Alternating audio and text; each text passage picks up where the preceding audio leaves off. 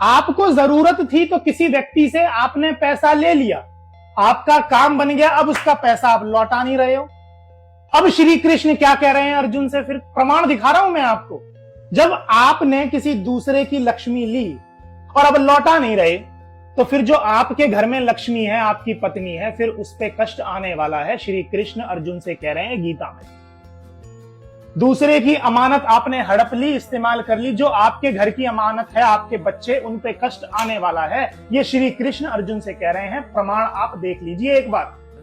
अर्जुन पूछ रहे हैं भगवान से कि वह कौन सा पाप है जिससे स्त्री मर जाती है, वह कौन सा पाप है जिससे पुत्र मर जाते हैं, और नपुंसक कौन से पाप से होते हैं। अब देखिए भगवान श्री कृष्ण क्या कह रहे हैं कि हे अर्जुन, जो किसी से कर्ज लेता है और देता नहीं, इस पाप से स्त्री मरती है।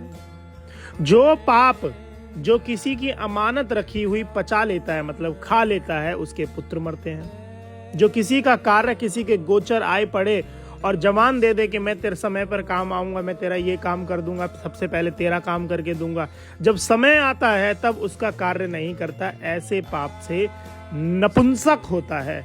और ये बड़े पाप बताए गए हैं, किसी का पैसा ले लेना, अमानत ले लेना, मदद ना करना समय पर, ये सबसे बड़े पाप हैं। इसलिए किसी का लिया है तो उसे वापस लौटा दीजिए, अगर वह भूल गया है फिर भी जाके लौटाइए।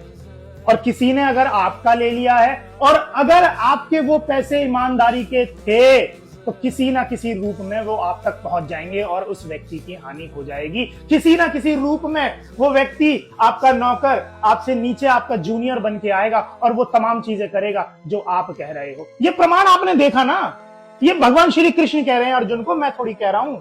भगवान श्री कृष्ण की वाणी झूठी होगी क्या मेरे मित्र? तो पैसा अगर किसी का हड़प ले रहे हैं, आपका पैसा चला गया, और अगर मिलना होगा आपका है तो वो आपका कहीं ना कहीं से मिलेगा, और आपका अगर नहीं होगा तो कहीं ना कहीं आपने किसी को दुख पहुंचाया होगा, इसलिए आपके रुपए चले गए। जिसका है उस तक तो जाएगा ही जाएगा। आप प्रकृति से बड़े नहीं है मेरे मित्र, आप प्रकृति को नहीं छल सकते। प्रकृति आपको चला रही है, आप प्रकृति को नहीं चला रहे हैं।